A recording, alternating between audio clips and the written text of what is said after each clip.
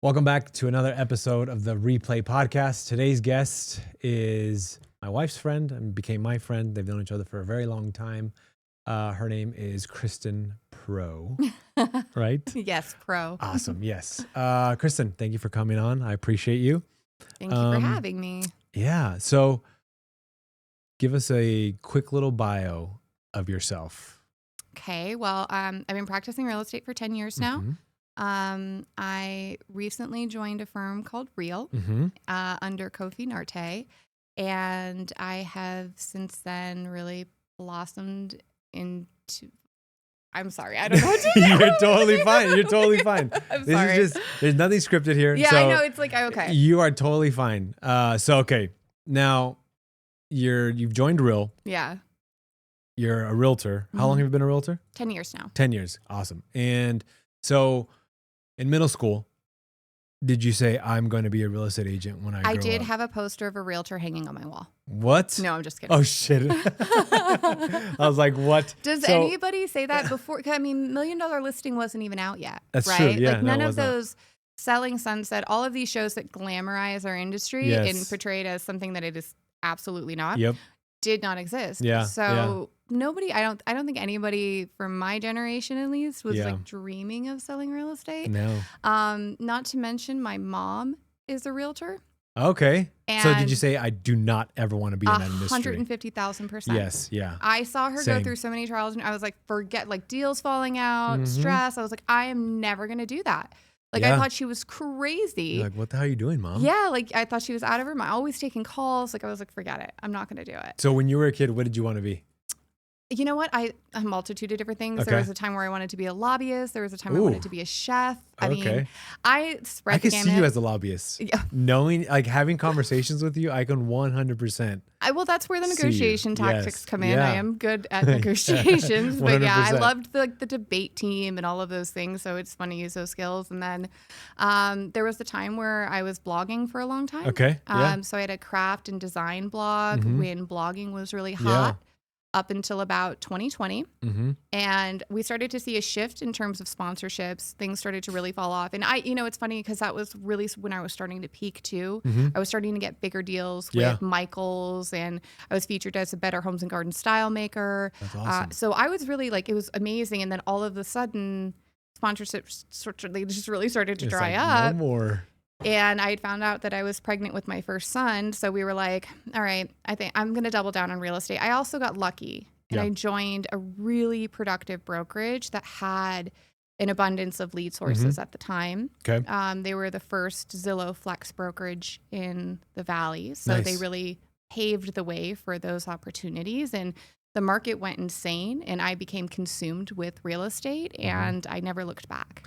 So, okay, we'll touch on that in a little bit.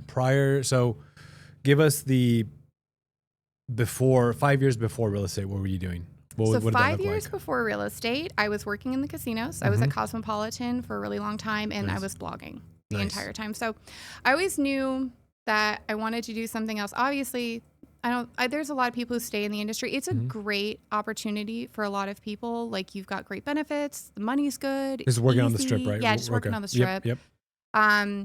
For me, I always had this pull. I still have a pull. Yeah. And I tend to choose the most difficult route possible. I run towards it instead of like trying. I get uncomfortable whenever I feel that pull. And so that's when I started the blog. And I was working 2 jobs, basically. I would go to my work and then I would come home, and I didn't have children at the time, so I could work. This is an before additional ChatGPT too, right? So yeah, yeah. Like I had an editor, I had a copywriter who would go in, I mean, it's crazy. I can't imagine what we could have done with ChatGPT back then. But I was really into the photography of it all and like the creation. I enjoyed it. And then again, we started to see a shift.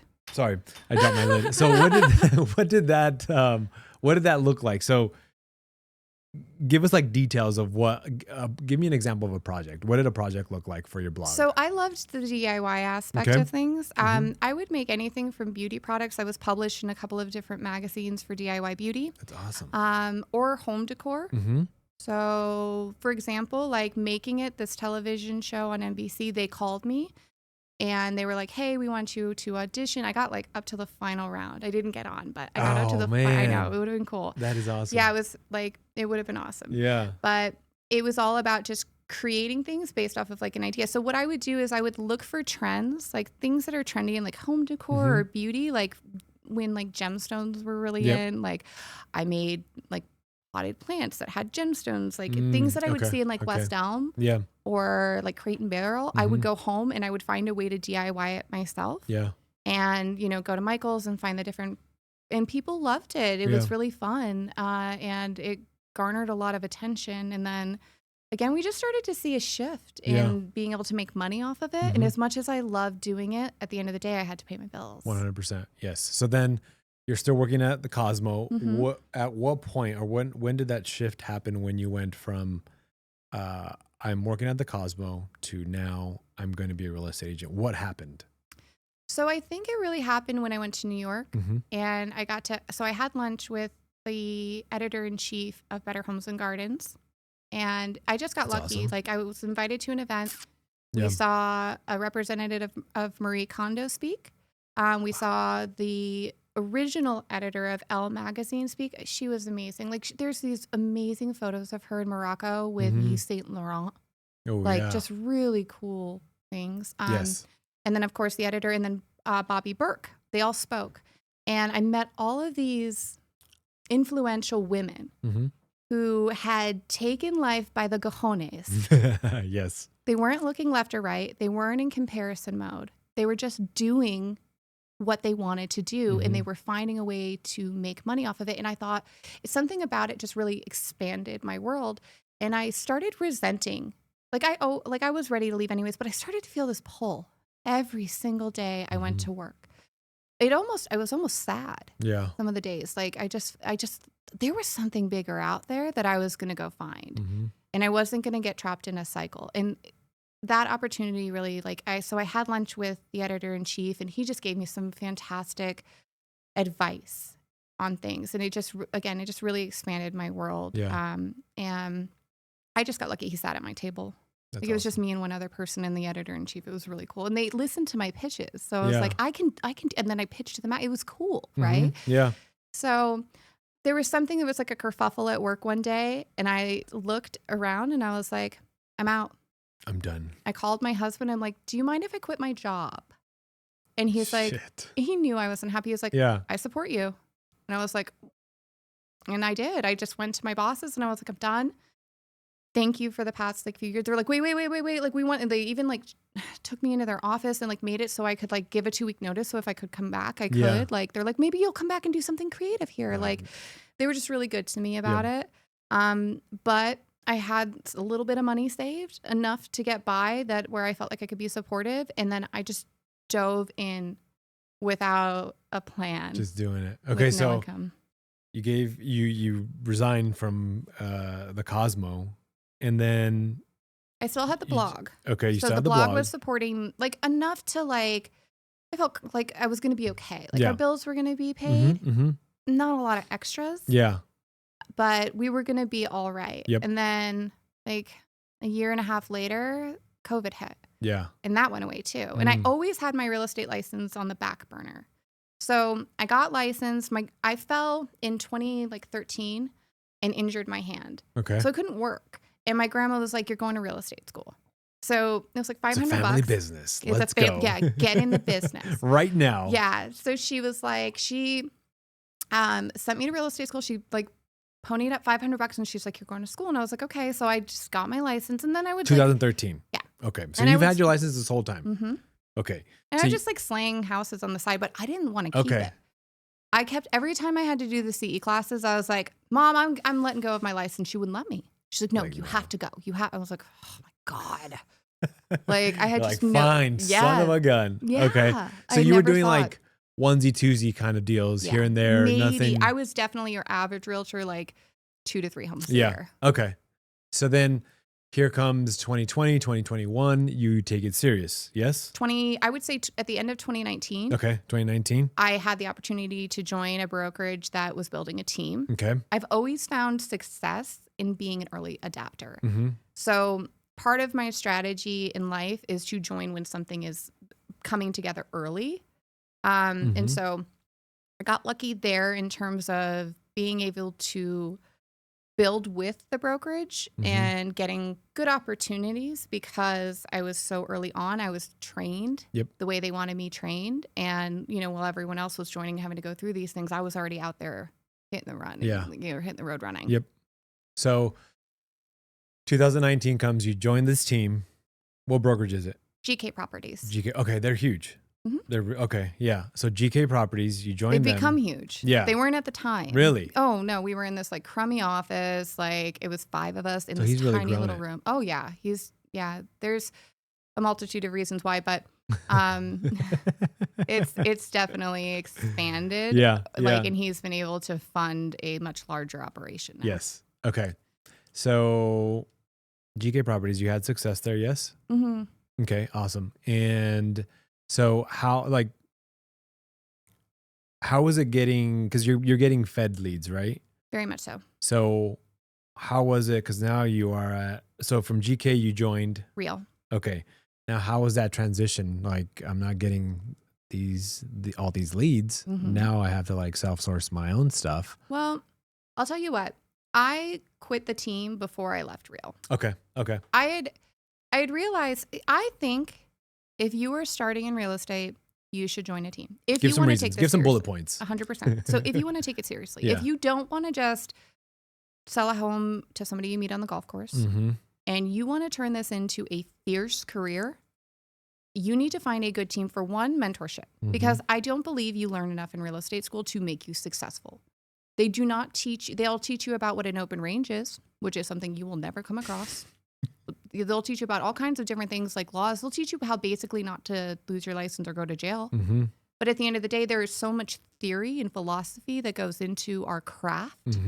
And there are so many skill sets that are very important in terms of the human side of the aspect that you just don't get unless you have 1, good mentorship, and 2, out in the field experience. So if you can fast track the ability to get in front of people and sell homes, even if you're not like, I am fine with rips.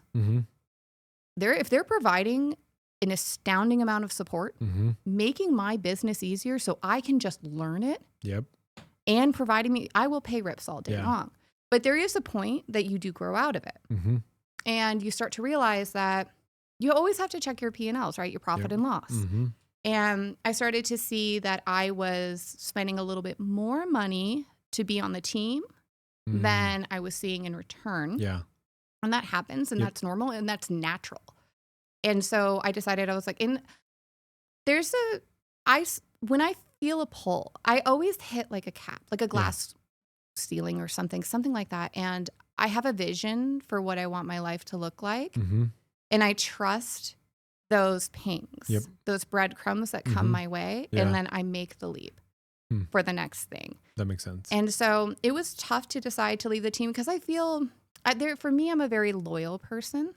And I had a really good relationship with some of the people on the team, and I enjoyed it.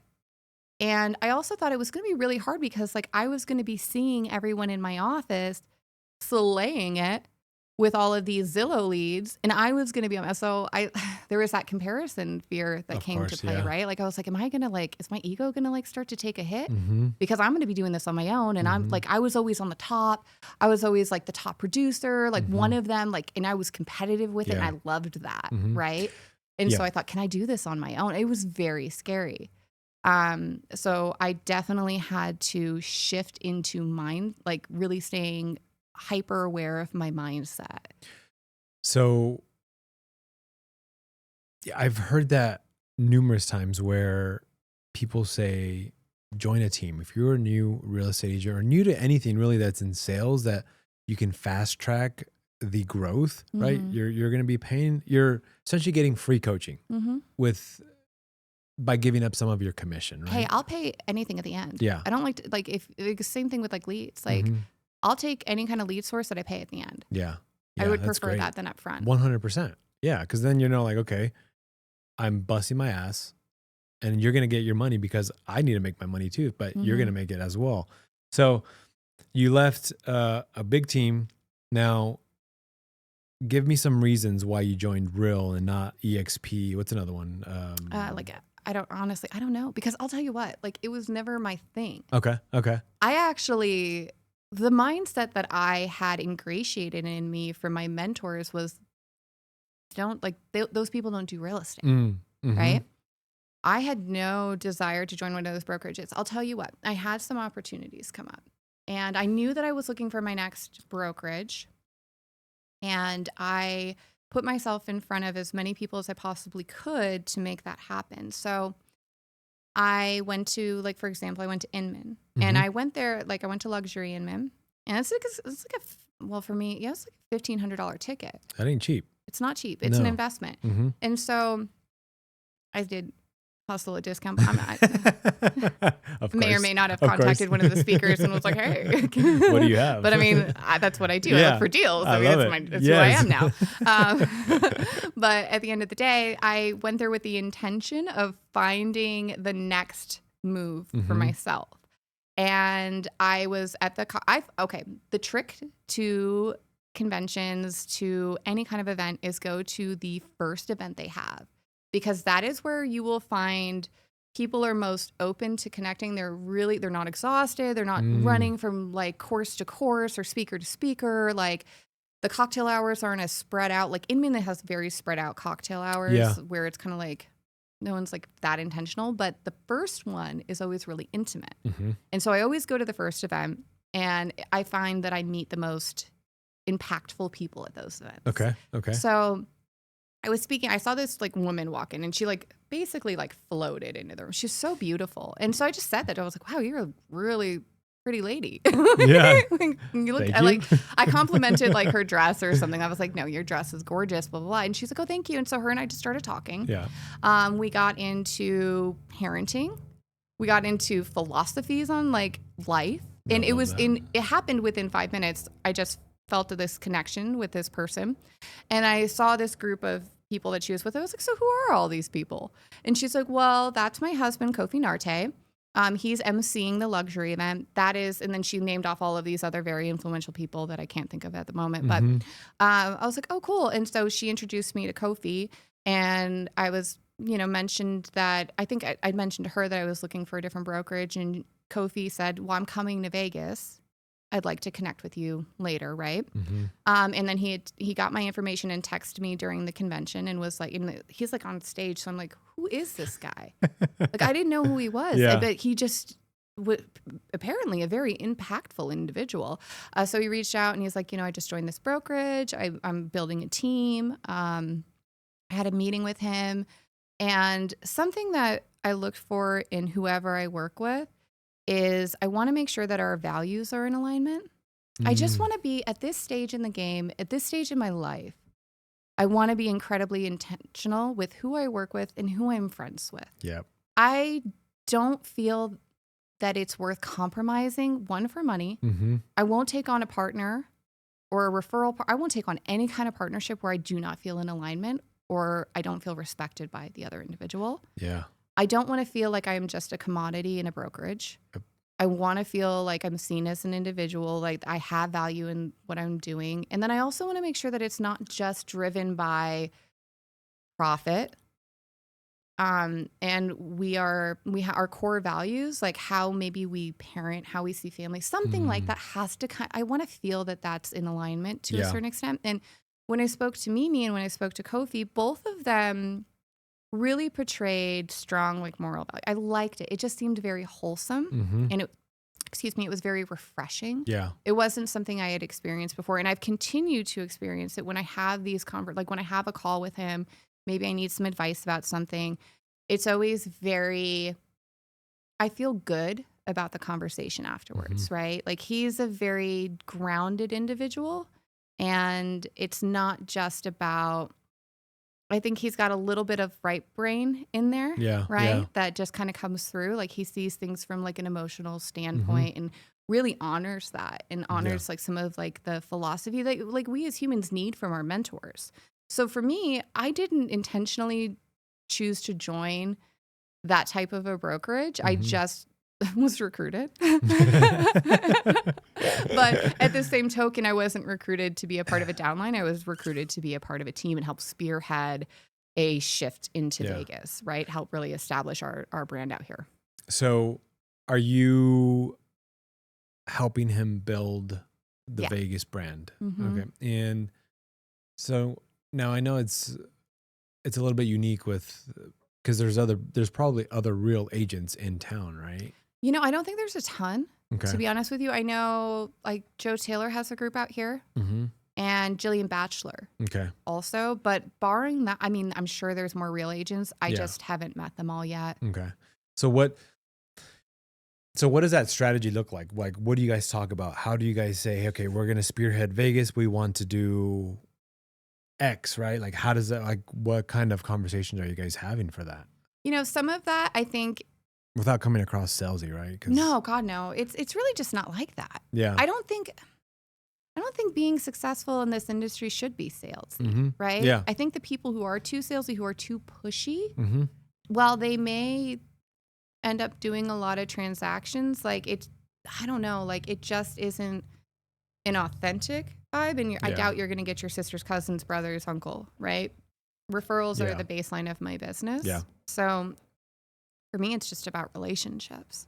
I mean, we have strategies, I think, in terms of building market share that most brokerages do, whether it be, farming or events, and just really getting out there. Like, we've sponsored some different events. We did one for F1 which was really impactful. I think we were able to, really stretch out and meet some more influential people in the industry, like not in our industry, but in that specific industry. So, just trying to get in front of people. But I mean, at the end of the day, and if you want to build market share and like with real estate, you need listings. Listings is how you build market share. 100%. Because that is a piece of gold that you can market 50 different ways, whether it's a video walkthrough, whether it's, farming the neighborhood to get your name out there, whether it's door knocking, open houses. It's something that it's a product essentially that you can leverage, that you don't necessarily have the opportunity to do when you're on the buy side of a transaction. So what do you prefer? Are you one of those that says, I'm a listing agent? Not at all.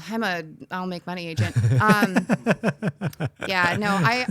will do either or. Yeah. It doesn't matter. I mean, I feel like at this stage I'm shifting more naturally into listings, but I think that's an organic process for agents in general, where when you start to do it long enough and you've garnered enough transactions, people just start to sell. Yeah. And they're moving their downgrade side. Yeah. It depends. Like every year, like as intentional as I am with my business, I'm still very right-brained, right? So I haven't been able to fully curate and implement the vision that I'm putting together, right? Yeah. And so my years look different. Like last year I did a ton of properties over $1 million. Nice. This year I'm doing a ton of listings. It's happening that way. But like, and I've got a couple of like more high-end properties that are in like my pipeline, but it's not as many as I did in Q1. I think by Q1 I had sold like $5 million last year. It was insane. That's awesome. And it just happened. People just came in. Like I got lucky. I got like a really big influencer who came in. I sold her mom a house. I had no idea they even had this like daughter who had like 1 million followers on Instagram, but she bought a beautiful, like just things like that. I got a referral out of, of course, California, right? So many people coming from California. Yeah. So, and I think that's part of real estate is a little bit of luck. Yeah. And then there's agents who fully shift into becoming just a listing agent because it is the most sustainable way to stay in the industry. Yeah. Buyers can really wear you down if you're just focusing on them. Whereas listings, again, you have the opportunity to scale your business, right? Like the points I had mentioned before, but also it's a little bit more sustainable energy-wise where you're not out every single weekend, and it's a little bit more manageable if you're a mother like myself, where I can spend more time in front of my children, and I may have like a showing agent who will take care of some showings on properties, right? Yeah. A big part of what we do for listings is we create a story behind them. So I really want to walk through a property with somebody, and I want to hear about what it was like to live there. Yeah. And then what I do is I curate a script for my showing agents so that they know the property as intimately as the owner does. That's awesome. And so when they're walking the agents through, they can highlight the different aspects of a property that really help sell it. And like, for example, we had one, I was out of town in Scottsdale, went live. I padded it a little bit because I knew we had a bottom line we had to meet. And so it was a smidge overpriced. I just wanted to see what I could do. Sold it over asking within a day. What? Yeah. Yeah. And it was because I feel like we really went above and beyond to highlight the special features of the property, to really sell the property, to really know how much the seller put into it. Yeah. And so that the buyer felt like they were getting their money's worth. For overpaying, because we had a couple offers that came in. And, you know, it also has to do with being strategic in what time you list, right? So, for example, I knew that this was the only specific floor plan in this country club neighborhood. And I also know that inventory has been limited in there. So she was like, should I list it now? Should I list it? I was like, we need to list it now. It's perfect timing. It's perfect. Yeah. The market is starting to heat up, but there's not a lot of inventory on it yet. And buyers they've been itching at their necks trying to find properties because everyone pulled them off over the wintertime because it started to slow down. Yeah. And there's just been limited inventory is something you can really capitalize on. Man, that's a lot to take in. Oh, geez. So a couple questions. Sorry, I like going like a No, tangent, I love it. Follow me down the rabbit hole. I really like real estate. So let's go back to real. So there's going to probably be agents that are going to send me DMs. Oh, the EXP is better, blah, blah, blah. Oh, God. I don't care. Yeah. So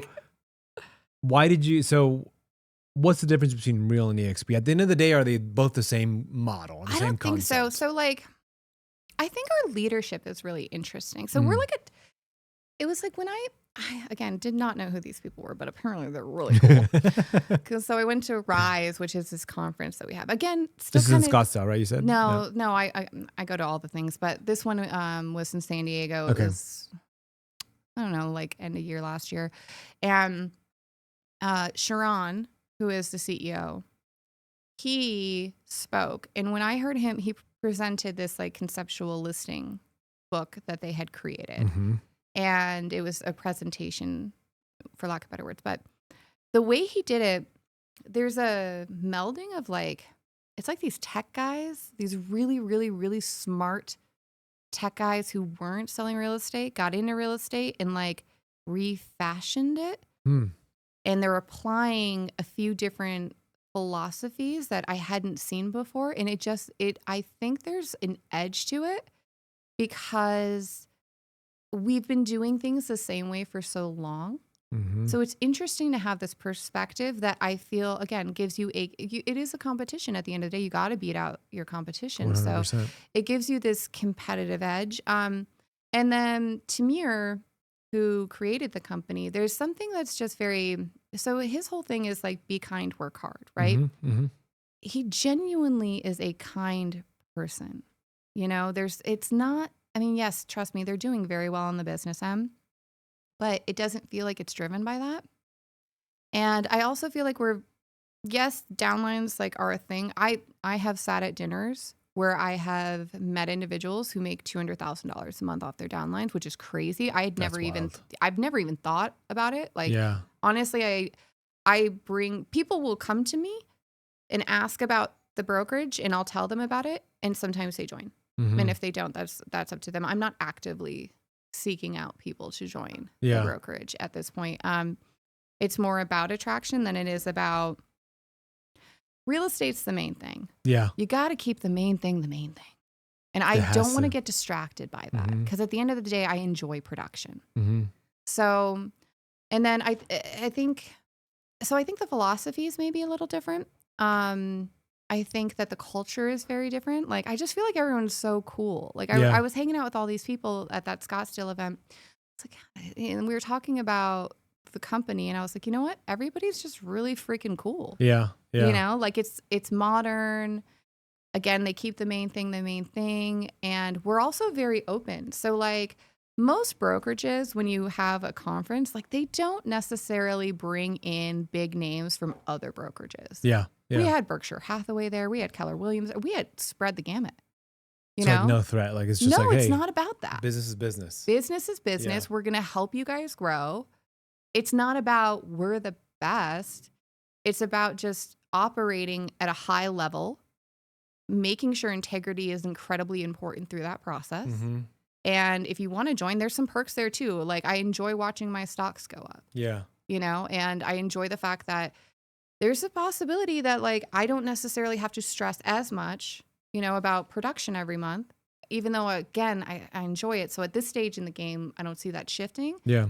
But you do have the opportunity to, you know, lift each other up Mm-hmm. with your transactions too. So that is, but again, I didn't even really pay attention to any of that until I was in it for like 4 or 5 months. Mm-hmm. And then I was like, oh, this is interesting. And it was mainly talking to other individuals who had maximized the system. Yeah.